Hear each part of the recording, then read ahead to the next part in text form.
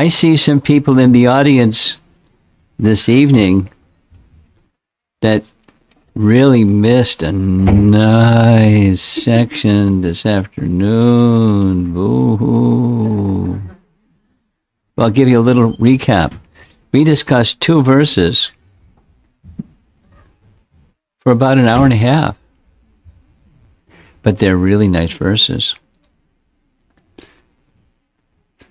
The verses we're discussing the superlative good fortune of the cowherd boys. And we heard things like the word satam. Those persons who are situated in sat can be of different categories. Gyanis, or fixed in sat. But they can't play with Krishna. It was very nice section. Then Dasya, Bhatanam, those who are servants of the Supreme Lord who worship him as a person in opulence, but they don't play with the Supreme Lord. The good fortune of the cowherd boys, because there was the section before was playing and this thing and thatting and this thing and thatting and jumping and swinging and pretending this and pretending that and hiding and stealing lunches and jumping over each other, and they were supposed to be herding the calves, but they didn't herd the calves. They just played. The calves followed them. And then the materialists that have no conception at all of either Brahman or the opulent Supreme Lord. But these cowherd boys, and then even the cowherd boys were compared to the gopis. There's different ways of comparing the cowherd boys and the gopis, but they didn't feel separation. They didn't experience what the gopis felt. Of course, that was a blessing for them because of their particular type of love. But the acharyas were just honoring them and praising them. And because Shukadeva Goswami, while narrating, and he's the supreme. And they're wrestling with him. And they defeat him. How is that?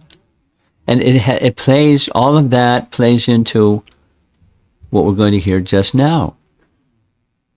Da, da, da, da, da, da. Part 3. We're going to hear how Krishna gets bewildered. The all-knowing Supreme becomes bewildered. Because the cowherd boys being so playful, they think, because Aghasura is going to show up on the scene, knowing that he can't stand it, that they're having so much pleasure in the forest of Vrindavan. And his sister, Putana, and brother, Baka, were killed by this little 5-year-old boy. Because he's not 6 yet. He's still 5. 5-year-old boy. I'm going to get him. And then he has his whole, we'll hear, and when they're killed, when he's killed, and the cowherd boys are killed, all the people in Braja will die out of that loss. And they're all dead, and the whole place is mine. He's like really a calculating guy. Sounds like some people I know. So...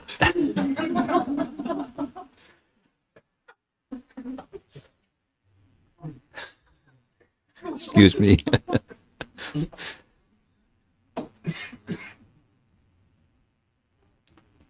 So when they see the Aghasura, well, this is a quickie overview. When they see Aghasura, they have different ways that they see it. Is that it's just one of their play toys in Vrindavan.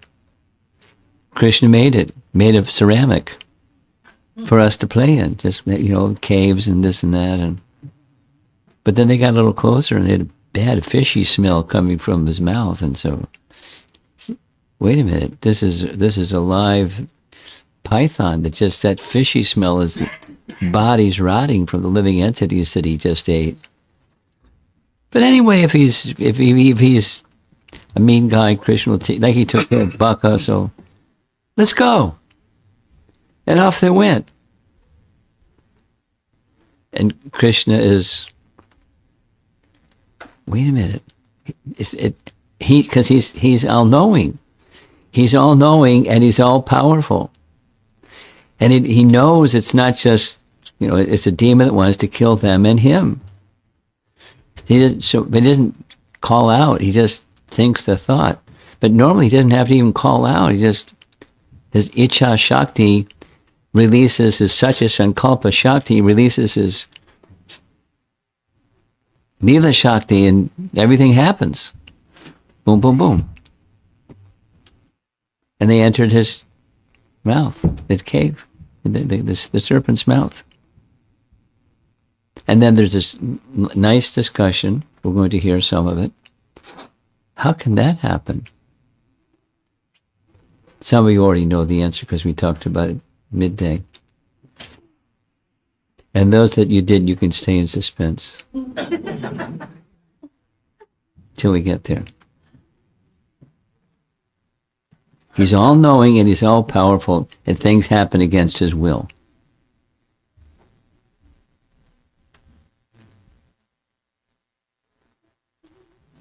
It's right in, this is our highest scripture.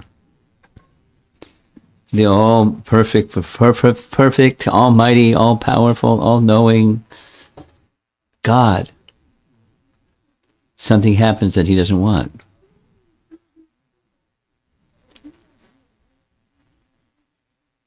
Not a blade of grass moves without the sanction of the Supreme Lord. And some blades of grass move, not only blades of grass, his dearmost friends that he's been playing with. And how many of those cowherd boys we heard? Asankyata. Too many that you can't count them all. That's how many. And it gives some number, some fantastic number. And they all have calves. So anyway, let's go on. And for those of you that were not with us this afternoon, this nice verse we're going to sing responsibly, and let's hope technology works, because sometimes it does. You ready with the microphone in case it does work? Just in case it does work. So this is a verse. It's a verse by Rupa Goswami. It's a set of prayers from Stava. It's a very beautiful prayer.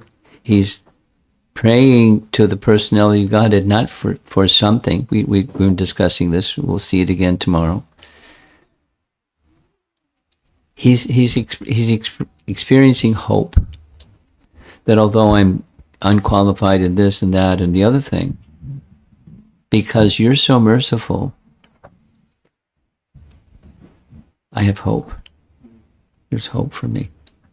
So it'll be sung, you listen, and then it'll be sung again, and you can, if you like, you can sing it along with the refrain, the response. And then, there's just 4 lines, but it's an interesting meter. Let's see what happens. Oh, Govinda. Oh, Govinda. Oh, Govinda. Let's try again. No good. Didn't work.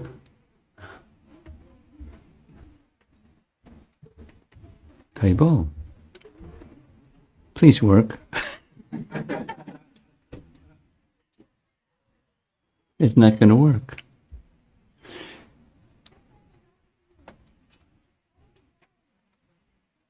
You want to do something? The magician, go ahead.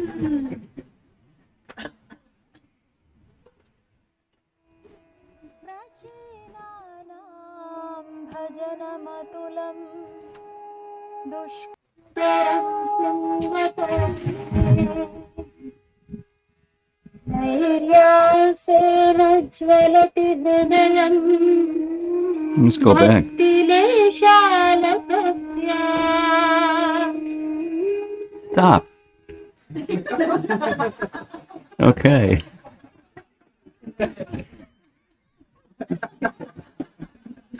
You put a bozo with something that's technology, you got a problem. How do you do with computers? You're 78. You have a computer? He stays away more. Huh? He just stays away from computers. Right behind you. Okay. Let's see what happens. Oh, Govinda.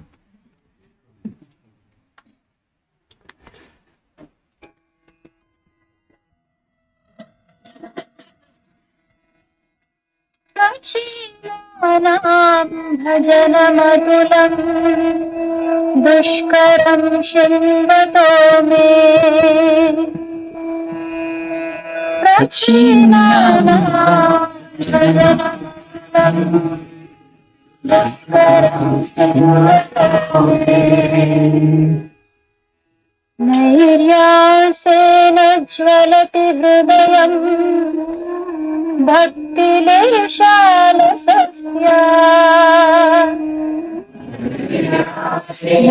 नैर्यासेन ज्वलति हृदयम् भक्तिलेशालसस्या विश्वत्रेचीम् अगहर तदा कन्यकारुण्यवीची Pause.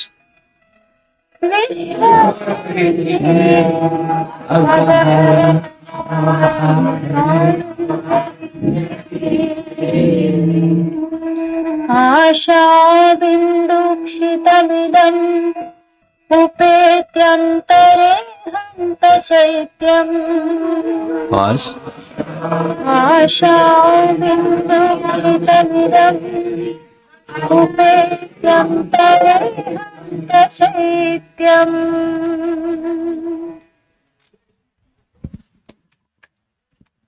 The melody and the meter match the mood of the verse. I am very weak and lazy to even do the smallest devotional service.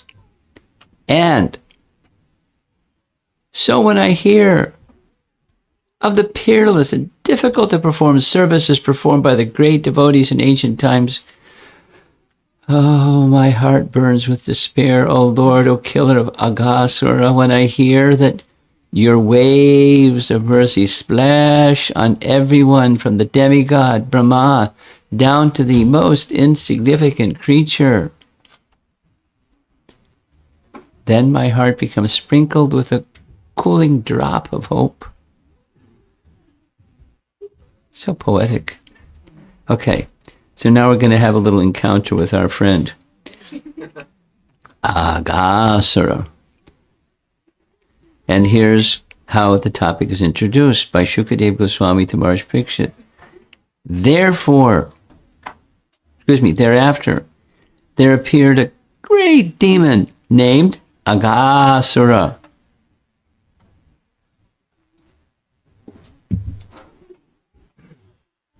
Whose death was being awaited even by the demigods. The demigods play a role. The demigods watch all this, Lord Brahma included, watch all of this happening. And they really want Aghasura to take a hike.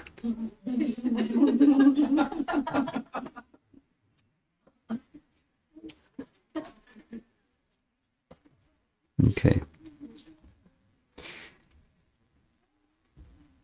The demigods drank nectar every day, but still they feared this great demon and awaited his death. I should do this too.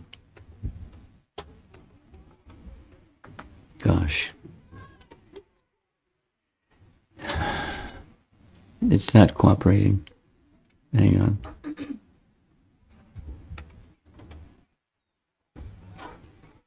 We'll try it again. One more time.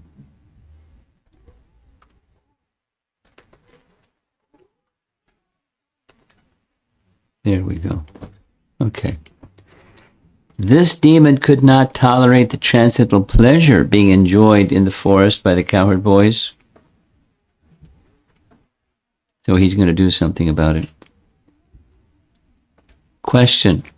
How could Krishna's pastimes be interrupted by a demon? Vishwanath Chakrabarti asks the question and then responds. The Leela Shakti of the Lord, seeing that the bliss of the boys from playing was increasing and increasing at every moment, and it was not possible for them to stop playing. Seeing that without stopping playing, they could not eat, and that the eating time had already passed. Remember from the beginning that the plan was to go out into the forest and have breakfast picnic? They haven't had breakfast yet. They're playing and playing, and therefore, seeing that it was necessary to kill the demon, Krishna's Leela Shakti brought the Aghasura demon towards the boys, inspiring him through Paramatma. So one of the, if without commentary we don't know all of these things, with commentary we can understand pastimes happen by Krishna's energies pulling strings.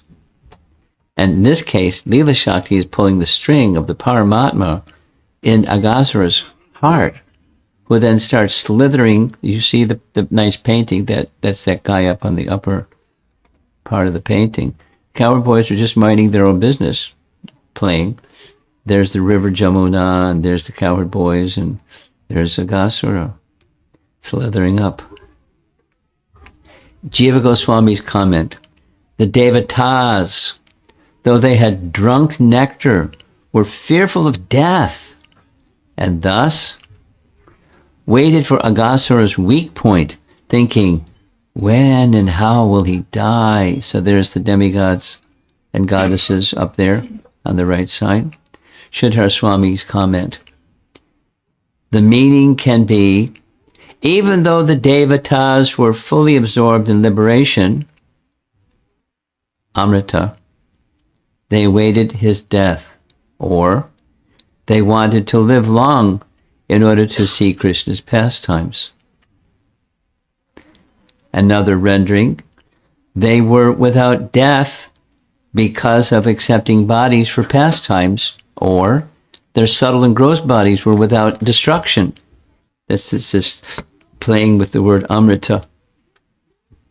It is said, even the liberated accept forms and participate in the pastimes. The Devatas were expecting these pastimes, and they're going to get a show. Aghasura had been sent by Kamsa, was the younger brother of Putana and Bakasura. What a family.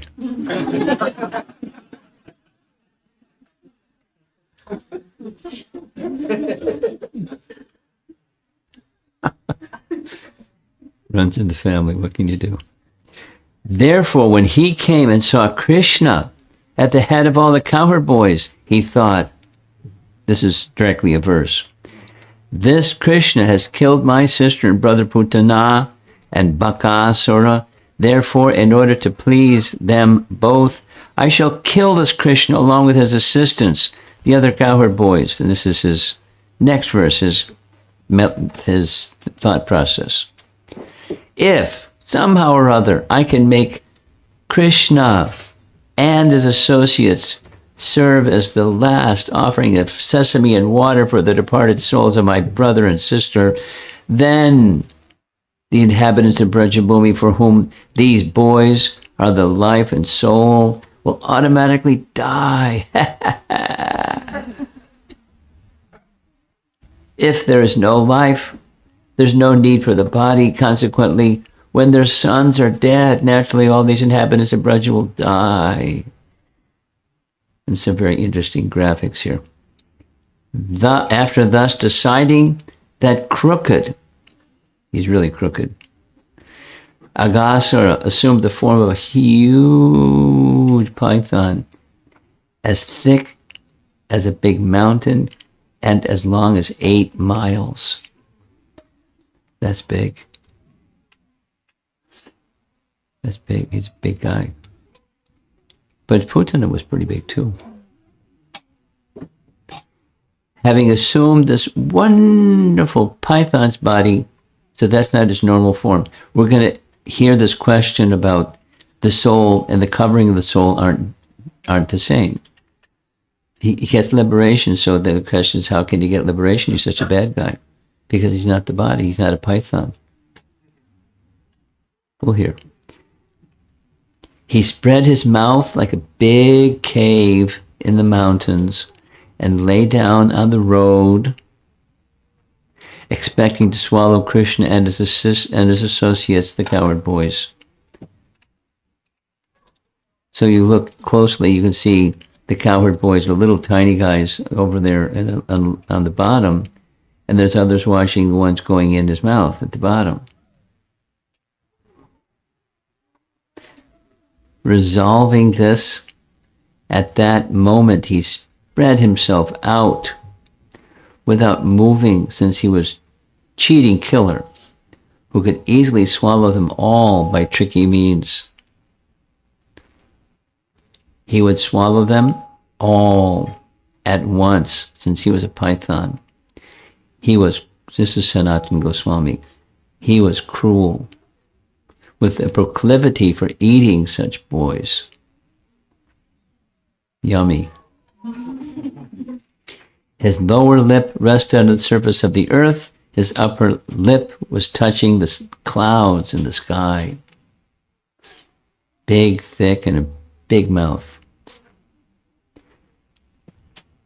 The borders of his mouth resembled the sides of a big cave and a mountain, and the middle of his mouth was as dark as possible. His tongue resembled a broad traffic way. His breath was like warm wind, and his eyes blazed like fire.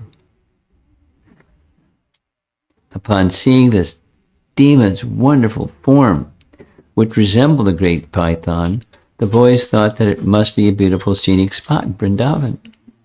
Hey, playground, look at this. Hey, guys.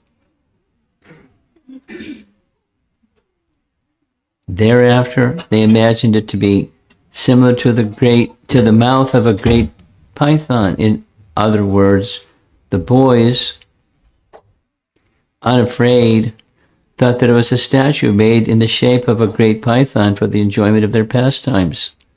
Some of the boys, on seeing Aghasura, started to run away, thinking it was a big snake. Other boys, however, considered that Aghasura was one of the wonders of Vrindavan. They comforted their fearful friends by saying, "Oh, fools, a snake can never be this big. It's something created by the Lord out of clay, so that we can appreciate the splendor of Vrindavan even more. He has made it in the form of a huge snake with a big gaping snout." This is the next verse. "Dear friends, is this creature dead? Or is it actually a living python with its mouth spread wide just to swallow us all? Kindly clear up this doubt." Next verse. Thereafter they decided, "Dear friends, this is certainly an animal sitting here to swallow us all. Its upper lip resembles a cloud, reddened by the sunshine, and its lower lip resembles the reddish shadows of a cloud." They're ready to go inside anyways. "On the left and right, the two depressions resembling mountain caves are the corners of its mouth, and the high mountain peaks are its teeth." Let's go. In length and breadth, the animal's tongue resembles a broad traffic way. Notice the traffic way in the painting. As you hope you get the image.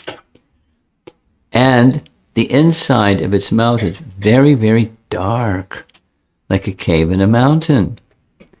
And Sanatana Goswami comments, in Vrindavan, because of unlimited cows wandering about, it appeared that there was a wide road, naturally everywhere. Just like they trample and trample and trample, they make a wide road. Yes, here we go. The hot, fiery wind is the breath coming out of its mouth, which is giving up a bad smell of burning flesh because of all the dead bodies he has eaten. Now, all of this, and they're still going to go inside.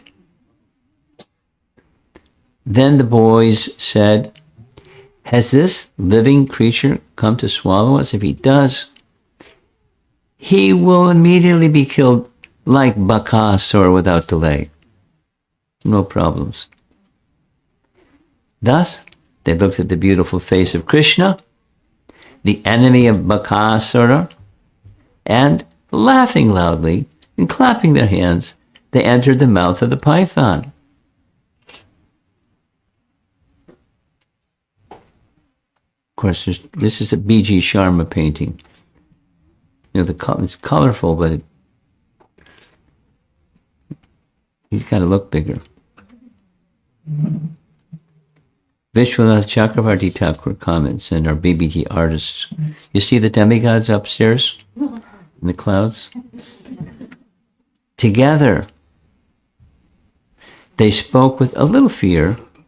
This thing, if it is really a snake, and we enter his mouth, will he swallow us up?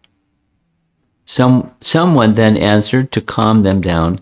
If it is so, then in an instant, Kshanena, he will be killed, as Baka was killed by Krishna.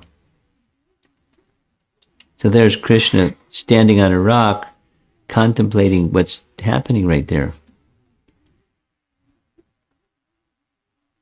Vishwanath writes, saying such words, they smiled, while looking at Krishna, who is standing some distance away. Krishna is within our glance, so what have we to worry? Then they entered the mouth out of boyish curiosity.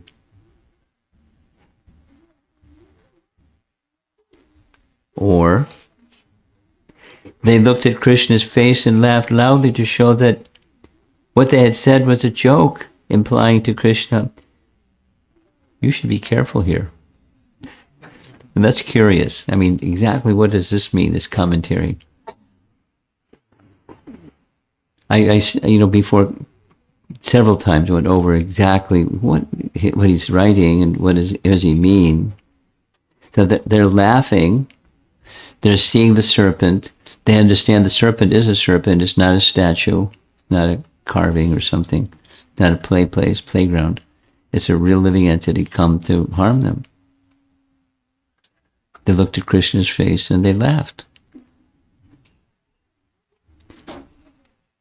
And therefore, implying to Krishna, you should be careful here. That is, watch us, and if it's danger, you take care of the danger, right? As you always do.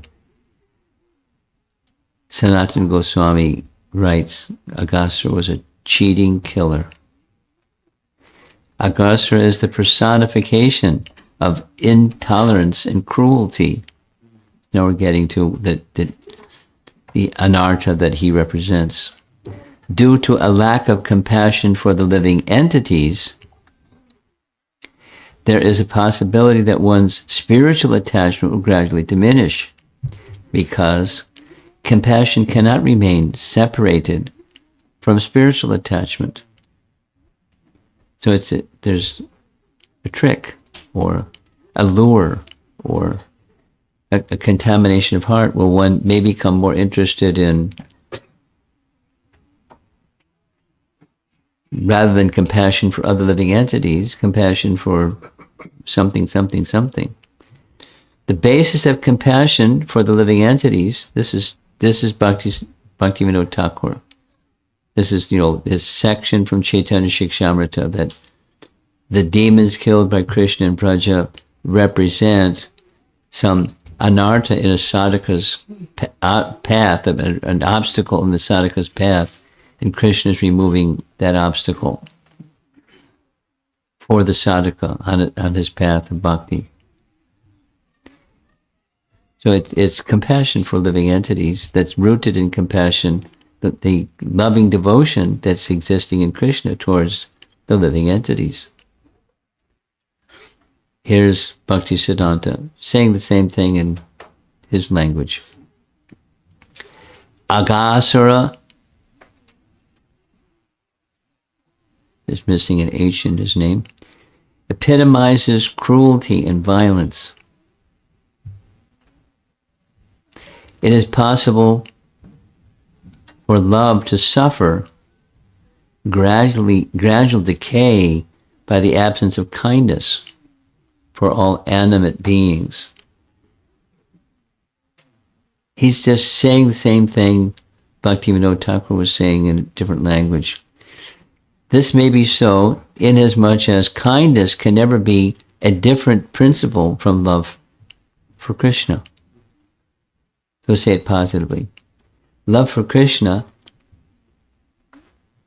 facilitates or precipitates or nourishes love for other living entities. And when there isn't love for living entities, it's an indication of the love for Krishna is absent. There is no substantive difference between love for Krishna and kindness to individual souls. I mean, it sounds a little bit like a Christian slogan, but it's just fine. It's Bhaktisiddhanta. And here's Chaitanya Shikshamrita, Bhaktivinoda Thakur. Sri Krishna's activities are of two distinct types. He goes in a different direction. Those that are eternal, Nitya Lila, and those that are occasional. So his earthly pastimes are the occasional kind. Some of them are occasional kind. And then there's Nitya Lila. In Goloka, Krishna's Nitya Lila, or eternal pastimes, are conducted throughout 8 periods of the day. And they are constantly in motion. The Ashta Kaliya Lila, 8 times a day, different activities. But in Bhoma Vrindavan, Krishna's Nitya Lila is mixed with the Naimittika Leelas, or occasional pastimes, like killing of demons. There's no demons in Vrindavan. So it's not an eternal pastime. Some occasional pastimes include Krishna leaving Vrindavan to Mathura and Dwarka, his returning to Braja, his killing of various demons, and so forth. The occasional pastimes. These means occasional pastimes are very useful for an aspiring devotee who is bound within the material world. That's all of us, Prabhus. The Naimittika Leela, or occasional pastimes of leaving Braja, actually exist in Goloka, but only in a conspicuous absent manner.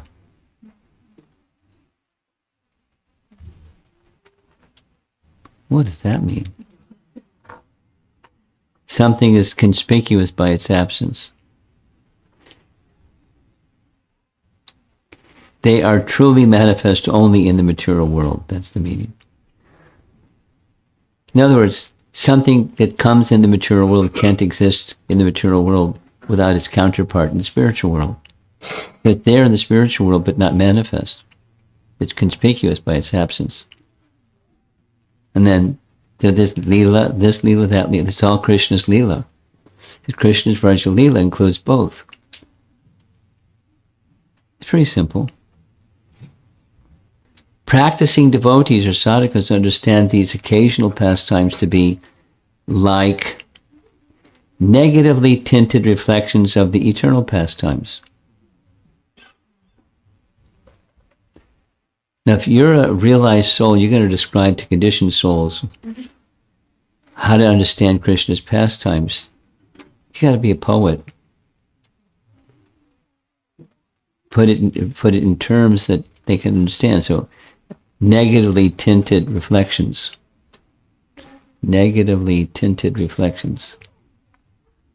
It's not this, tinted. But there it is. Negatively tinted reflections of the eternal pastimes.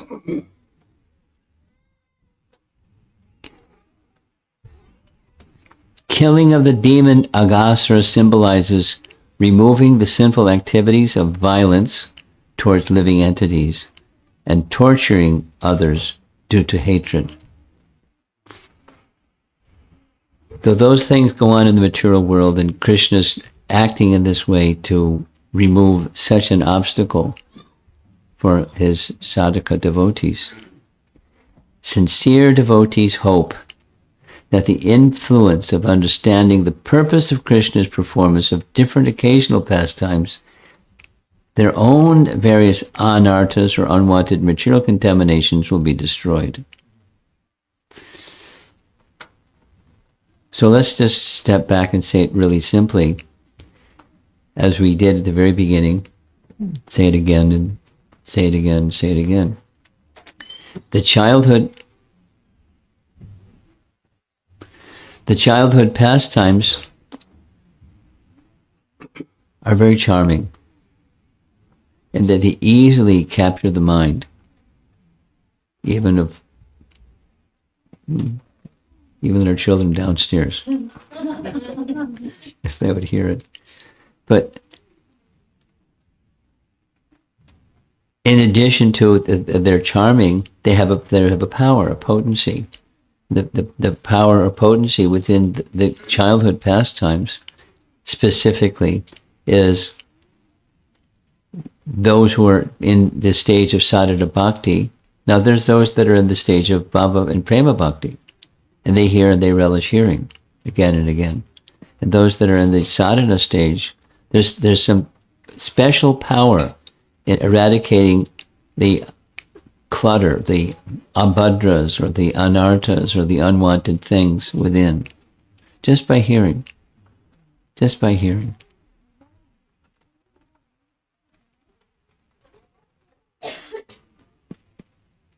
So here's a little bit about the previous life of Aghasura. And by the way, we don't have too many more slides left, so be ready for an abrupt ending. I'm putting you on notice. This is a description of his previous life before he was the demon Aghasura.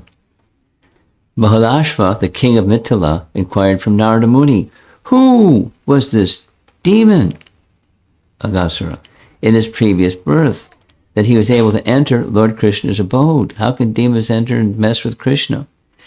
Simply by hating him, this demon quickly attained Lord Krishna. So we're going to hear what happens when he was killed. Narada Muni said, O king, he was Shankachuda's son. Now who's Shankachuda? Who remembers from Krishna book or Bhagavatam? Shankachuda. Yeah. What did he do? He came to kidnap Radharani and the gopis right in front of Krishna. Brazen fellow.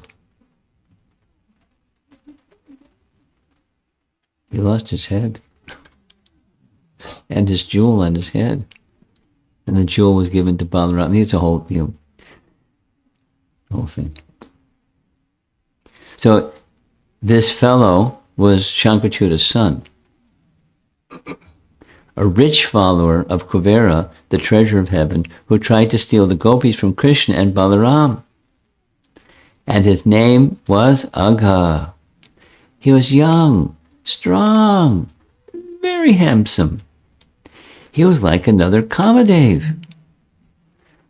And then he made an offense before his what he did with Krishna.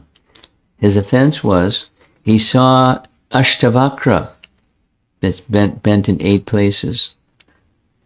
he saw Ashtavakra walking by the Malaya hills, and he laughed at him. Who's this ugly person?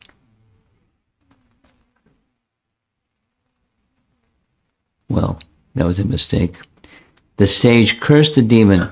Oh, wicked-hearted one, you'll become a snake. You'll be the ugliest snake in the circle of the earth. Seeing that the demon, his pride and arrogance now gone, had fallen to his feet, the sage became pleased with him and gave him a benediction. Here's some good news. You'll become a snake, yes, but Krishna, who is more handsome than many millions of Kamadevas, will enter your stomach, the snake stomach. Then you'll be freed from having a snake's form. Ashtavakra's curse, Ashtavakra's benediction, and there's the end. Oh no. But we've been having all these like extended, lively, interesting discussions. And so we're going to have to wait till tomorrow when Krishna enters. But I gave you some clues. He as he sees the coward boys entering, he hits the pause button. Or Leela Shakti hits the pause button. It's he is being inspired. Listen to this. According to our acharyas, Leela Shakti is assisting Krishna to experience compassion. I'll say it again. Krishna's own Leela Shakti, not that he doesn't have, but it gets spikes, it gets intensified by a scene that he sees, and he knows the danger, and he feels compassion for them. They're his shadow. They're inseparable from him, and they're not only being separated from him, they're entering. They're going to be killed. Now, Aghasura doesn't close his mouth because he wants Krishna to come. But if he closed his mouth, there's the python. They're finished. They're finished. So he feels Leela Shakti is one of the explanations, is making this arrangement for the source of all rasa, to have that rasa amplified and accelerated and raised very strongly by the pastime. It's his pastime. No, normally he's doing some things that give astonishment to others. That his Leela Shakti is giving Krishna astonishment.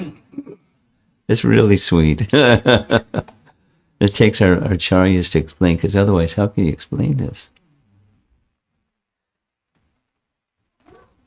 He's not all-powerful.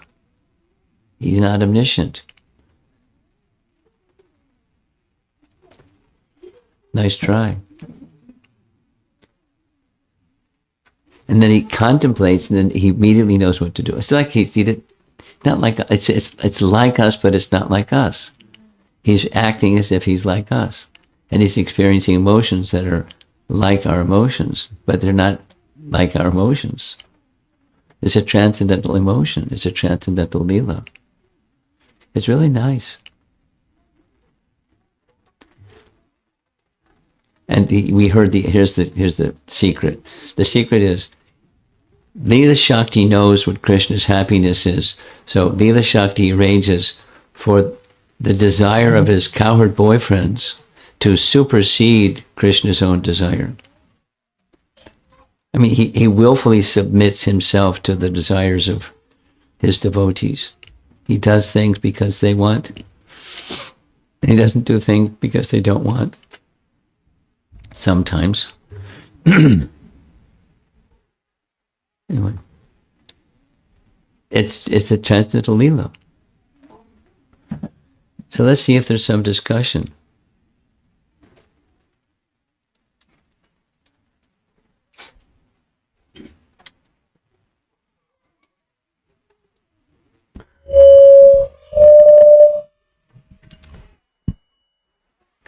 Hare Krishna Maharaj. My assumption is that the cowherd boys knew there was some level of danger involved in walking in there, yet they still proceeded to walk in there.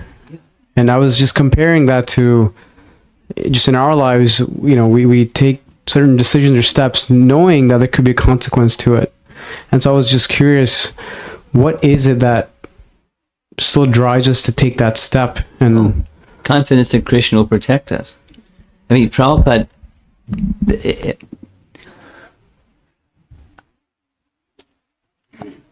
compliments or to the credit or discredit of Sri Radhika, I'm listening to Chasing the Rhinos with the Swami.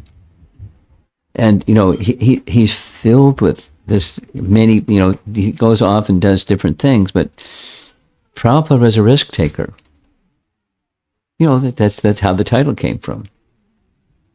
Chase the rhino and you don't get the rhino. And so you can never get a rhino. Then you get the rhino, like, wow, you got the rhino. So he would take, did everything he did. Fearlessly. Again and again and again and again and again. And how he would speak to people and how he would... Everything. Any one of the things you can think of. Tamal Krishna Maharaj going to China is one that's in my mind right now. It was the Radha Damodar thing. It was a big confrontation and what to do. And they're sitting in the room and Tamal said, you could send me to China. And he was, no. Oh, Krishna has spoken through your mouth. You go to China. And so many things.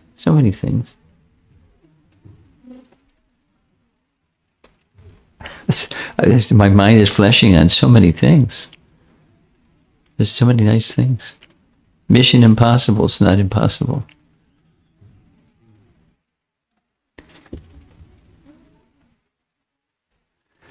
I remember a very specific event. In the Boston, I was only in the Boston Temple for one summer. From my senior year of undergraduate study until the summer following that. Not the summer following, the fall following that. So there were only a few temples, and there were quotas for each temple. And Prabhupada decided what the quota was. The temples didn't decide. Prabhupada decided. And then the temples met their quotas, and he just, doubled it.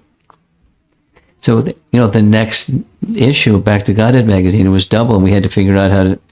And then we knew what would happen after that and what happened after that. It was like, he gave us, he put pressure. And, so many things. Complete the construction of Krishna Balaram Temple within 30 minutes or something,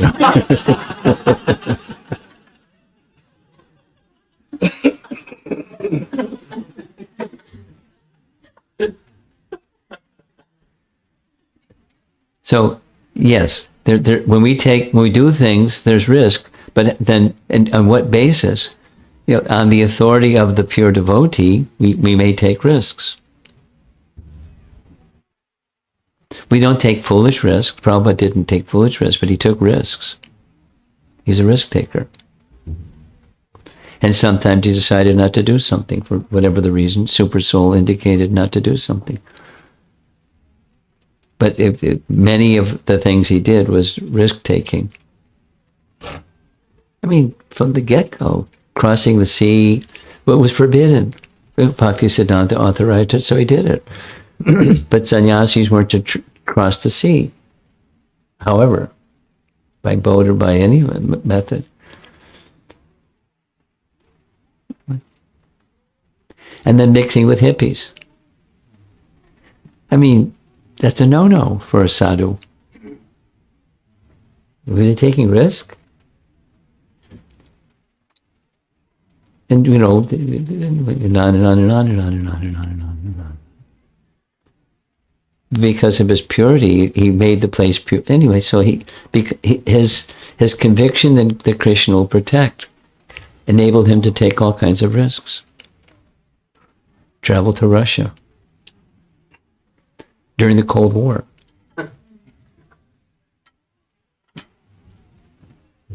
And shaking his finger at the man that gave him the letter of invitation.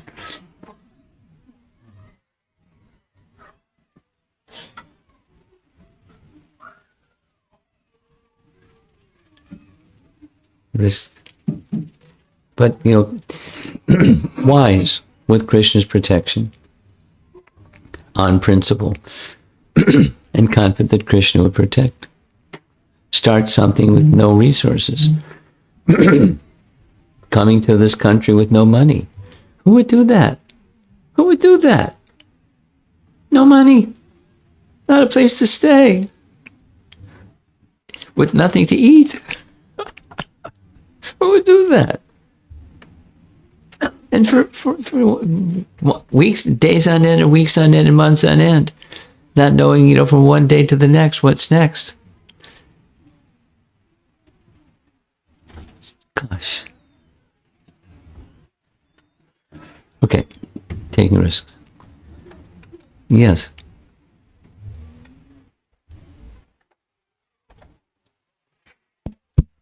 Hi, Krishna Maharaj.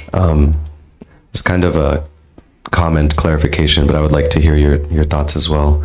The point that I think it was either Bhaktivinoda Thakur or maybe Bhaktisiddhanta or maybe both, the point of how Krishna, or love for Krishna, essentially equals kindness to all living entities. Yes. And it's just interesting to think about examples where the kindness is not apparent in those who are pure devotees. Someone like Arjuna killing on the battlefield, or Vritrasura. Well, okay, but I'm interrupting. Go ahead. Say what you're going to say. Oh, yeah, no. So, like extrapolating something like that kind of idea to our lives, I can think of examples of senior devotees giving guidance, and they are being kind, but we're not able to receive it. And if we reflect on it, we can see the place that it's coming from, but we're not able to take it in the moment. So just curious to hear your thoughts on, like, the kindness doesn't seem to be so simple as I like what is being done, so it's kind, and I don't like what's being done, so it's not kind. It seems more nuanced. One day you may become a spiritual leader, and you'll see it from the other side of the fence.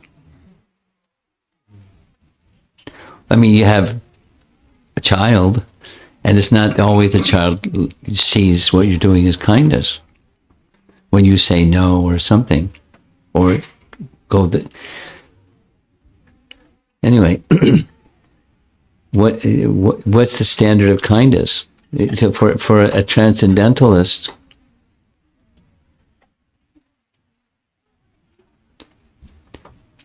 I'm tempted to say some things that I shouldn't say, but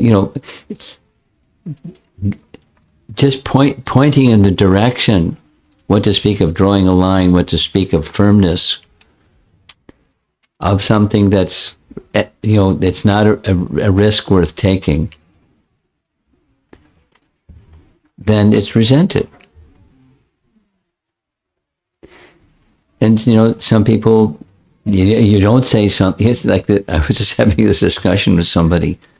You see something, you say something. That's kind of common sense. It's like a common phrase.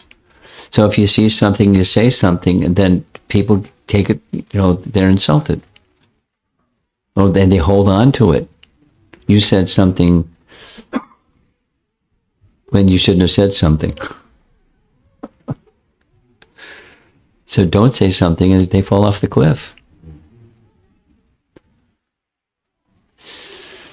So yes, from the person who's giving guidance, there has to be wisdom behind the guidance, and the wisdom, along with the wisdom of seeing, a risk that's consider these things, those other things.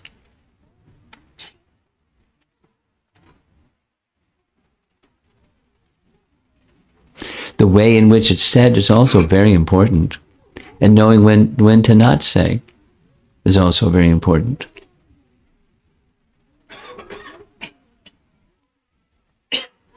So it's really nice, even for those people who are wise, to have wise people to associate with. I'll just get a little sharing. It's in keeping with your question, but it's not exactly a response to your question. Some years ago, because I have some affection for Borijan Prabhu from way back, and still do. And I had an idea to stay in Vrindavan, but I'm too service-minded to stay in Vrindavan. So when I found out that he started the Vrindavan Institute for Higher Education, the VIHE, I signed up immediately. I'll be a teacher for the month, and I can stay in Vrindavan and have some service to do. Ki jai. And we were staying in the Gurukul compound, which is like that echo chamber, that space. You remember? So I was on this side, he was on that side, and it was a daily thing. We had lunch together. I don't know who prepared lunch, but it didn't matter because just being with Burijan was the special thing. And I brought to his attention, I can't remember what the something was, something, a calamity. What to do to help this devotee because some calamity. What's your wisdom? And he didn't skip a beat. He said some things. He didn't say this is one of those cases, but he said some things it's just between the devotee and Krishna, and you just step back and let things work out between devotee and Krishna. It was a good lesson. I mean, it's not always all things are like that, but sometimes it's better you see something, you say nothing. You want to do something. You service-minded people want to do something. You want to, at least be there for support. But support. Then the question comes: what should I do? And how do you give advice when it's between them and Krishna, anyways? Service-mindedness. So then it becomes a cultural, or if one is mature, then one knows how to extend the service mood without interfering in the relationship between that person and Krishna. And sometimes you say something. You use your left foot, not your right foot, please.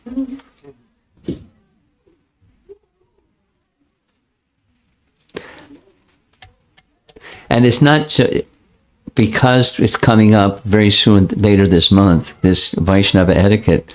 There are things that shouldn't be done, but there are the times when those things that shouldn't be done should be done.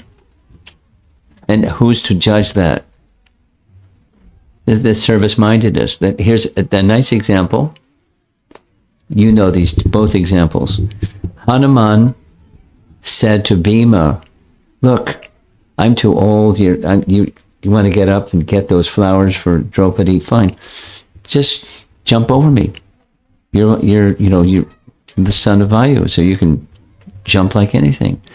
And Bhima said, if I could have jumped over you, I would have done it long ago. But you don't step over people because there's super soul within. So he didn't. But then the other situation is when Govinda stepped over Lord Chaitanya in Gambhira to serve him. But then when he was done, he stayed and waited till Lord Chaitanya woke up. Because for service, I can violate a principle. So, how to give advice, you have to be a cultured person and understand when service is there, the service mood is there.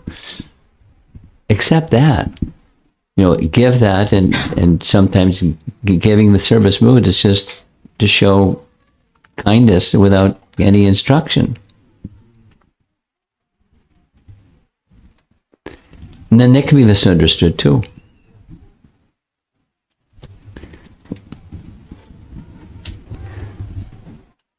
Okay. Subtle questions.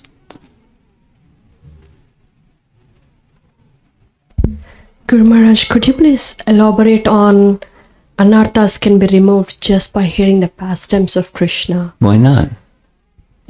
It's sound. And sound is powerful. Material sound is powerful.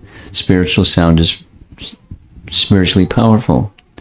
So when the soul has coverings, spiritual sound acts to remove coverings.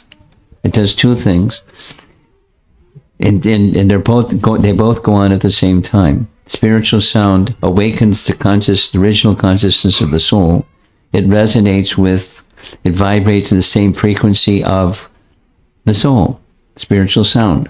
So spiritual consciousness becomes awakened by sound. And as spiritual consciousness becomes awakened simultaneously, Cetadarpana Marjanam, the mirror of the mind becomes cleansed. The misidentification, the conceptions of misidentification, just by sound. And supposing I don't understand it, that's okay. Hear the sound, and its action works.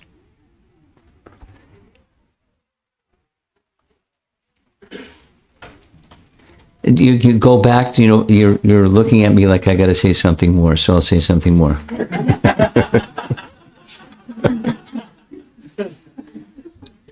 Everything comes from one source. The Achintya Bheda Bheda Tattva philosophy, there's nothing, this is Prabhupada speaking in Bhagavad Gita, there's nothing material, everything comes from Krishna. So what was called as material is actually spiritual. It's just seen as separate from Krishna, therefore it's material. But it's from Krishna, so it's spiritual. And that spiritual can act in that, what we see as material, the covering, can act in a spiritual way through spiritual sound. It elevates the vibration of, like, we're sitting in a room and there's the deities. And the deities are wood, brass, or stone, most deities.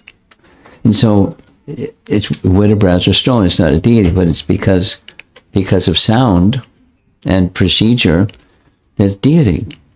And then the room becomes that kind of a place.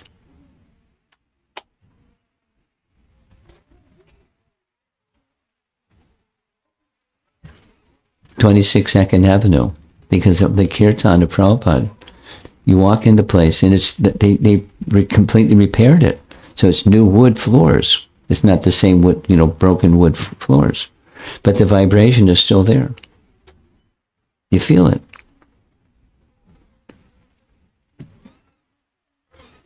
Something material can become spiritual, so that's the house through sound.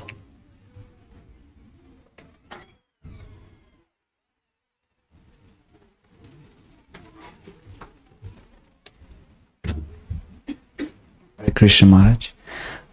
Maharaj, it's just want to know detail or want some clarification. In the previous pastimes, we heard that Brajvasis think that Krishna did not kill any of the Asuras, but Lord Vishnu as a supreme god killed those Asuras. But here we hear that Gopas are saying that Krishna killed Bakasur, so he'll protect us. So these 2 points are contradictory. No. They don't see Krishna as Vasudeva. They see Krishna as their friend. You attended the midday class, so you remember that long description? Some see this, some see that, some see the other thing, some see the other thing. It's one of those. Oh, the light goes on. Without all the explanation, the one verse when Krishna enters the wrestling arena with Balaram. And they saw the same person, but they also had a different feature of the same person. Okay? Krishna, Krishna.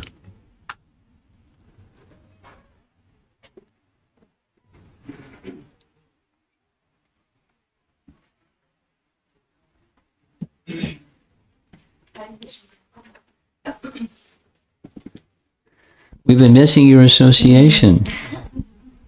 And what to speak of your nice questions. You've been watching remote, I know. Go ahead. I'll catch up on those classes, Maharaj.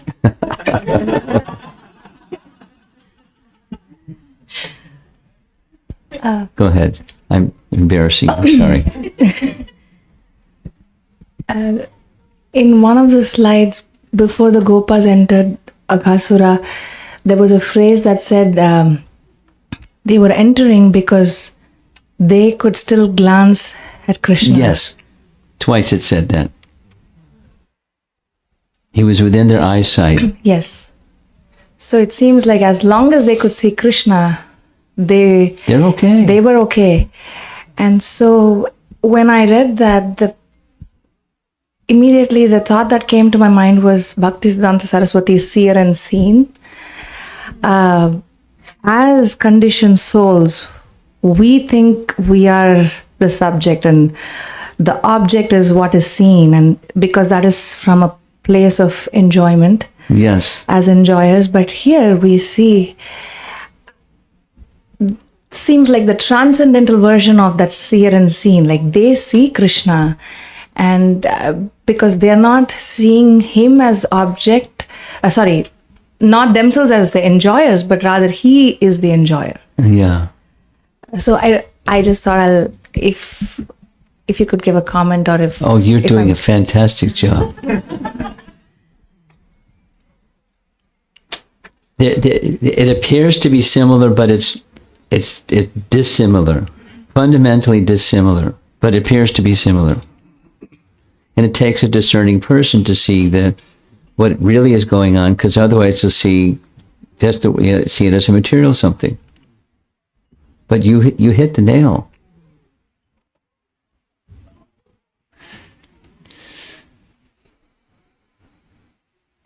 They're not Vedantists. They're cowherd boys. But they're above the Vedantists, because Vedantists split these hairs, but they're living that way. They're already there. They're beyond Vedantists. And even because of their intimacy with Krishna, they can cover his eyes, and they can defeat him in wrestling, and it's his pleasure, and he enjoys that kind of intimacy. He's at the center.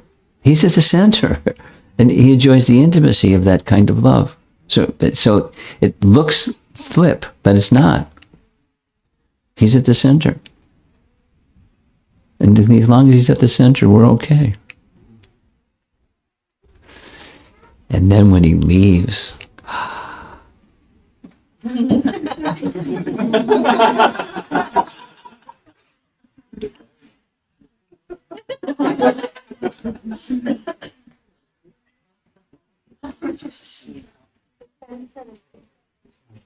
Krishna, Krishna. Did you do that? You have some magic, you turn the light switch off.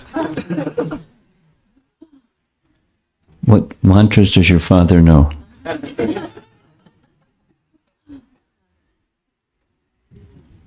Okay. Are you okay? Do you need to say more? You're okay. You're okay. Yes.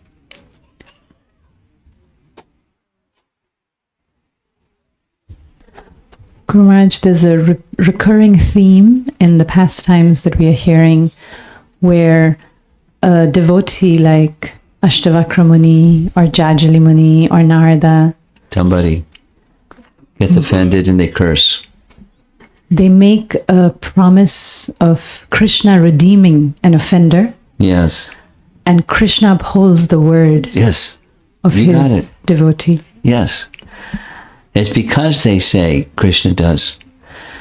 And Shivaram Maharaj, in his Nava Vraja Mahima, where he speaks of all these pastimes, makes a beautiful point where he says that he says it in relation to Narada redeeming Nalakuvera and Manigriva, but I do believe it can be extrapolated to these other pastimes.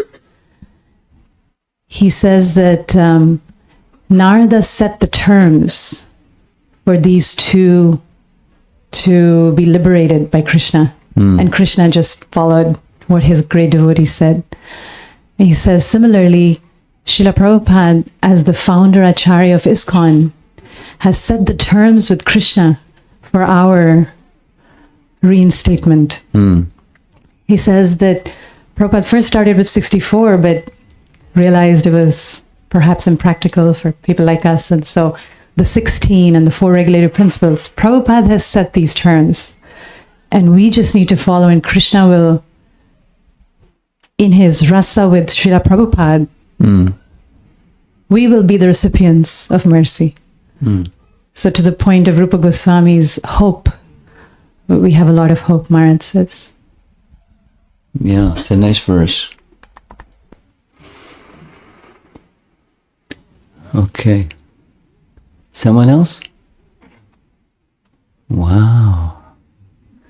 Srila Prabhupada ki jai. You have something? Yeah, Maharaj. Similar lines and curses. Oh, there you are. My question is related to the. You only have one question or 3? I don't know, Maharaj. we'll go with one. Start with one. Okay, I'll share with one. I'll make sure it is related to the class. Thank you very much for that. So I was thinking about the curses. In the slideshow, Aghasura assumes the form of python. But Yes. Ashtavakra curses him to become a snake, python. Yes. So it must have happened 2 different time frames. No. He became a serpent, but he manifested the form of a serpent. What was his form before he was a serpent? That's what I thought you were going to ask. If he assumed the form of a python, what was his form before he assumed the form of a python? Because he had a brother and a sister, and his sister was a witch, Pishachi. And a brother, he assumed the form of a baka, but he wasn't a baka. So he assumed the form of a serpent. So who was it, mom and dad?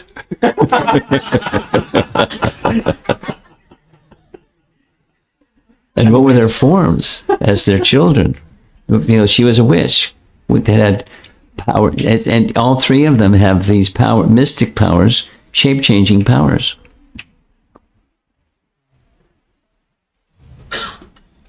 So now, your question specifically was cursed to become a snake, but he didn't have the form of a snake until he assumed the form of a snake. That's your particular point. Yeah, so what I was contemplating, quote unquote, is sometimes the curse happens right away. Yeah. Sometimes it is delayed. So it is very interesting. The curse is something your basic consciousness or your nature, your original nature is changed to different by not nature. I mean, the covering that changes, but not. We're going to hear. Stay tuned for the final class, and we hear this nice description from our acharyas. How did this bad guy? And he not only he got salokya mukti.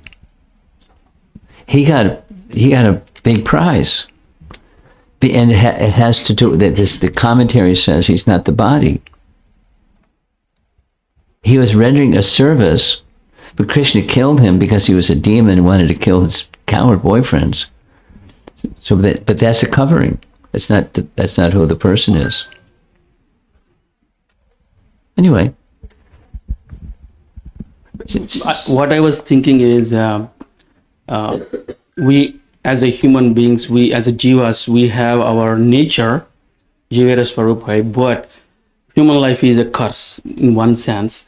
So because of that curse, it influences our nature to work as a different way. Yeah. So I was thinking even Agha was cursed to be in a different nature, which is serpent, but Krishna liberates them and gets their own nature.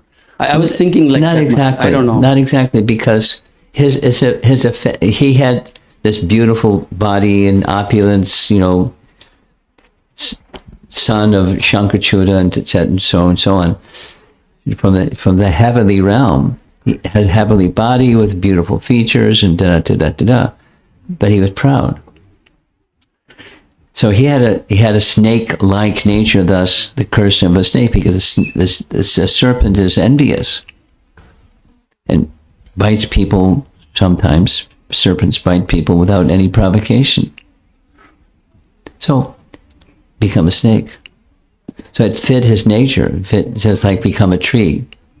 You two guys standing naked, become trees. Stand naked. Go ahead. So it's something that matches their misconduct. So it's more like, that's my understanding at least. It's more fitting their misconduct. But insulting a sage.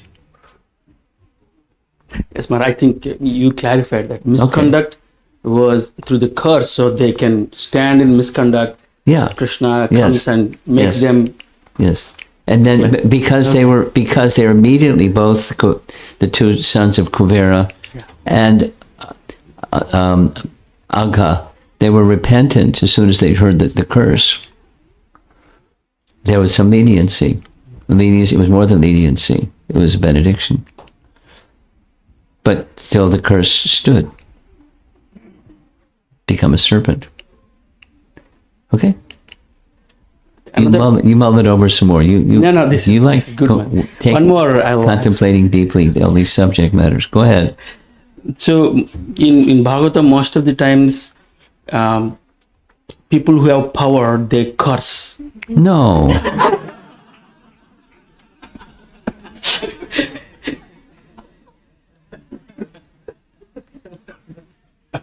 Sometimes, persons that have the short fuse, they curse. When there is a conflict, the curse happens. But it's only, I didn't like what you did, so I'm going to curse. No, it's not.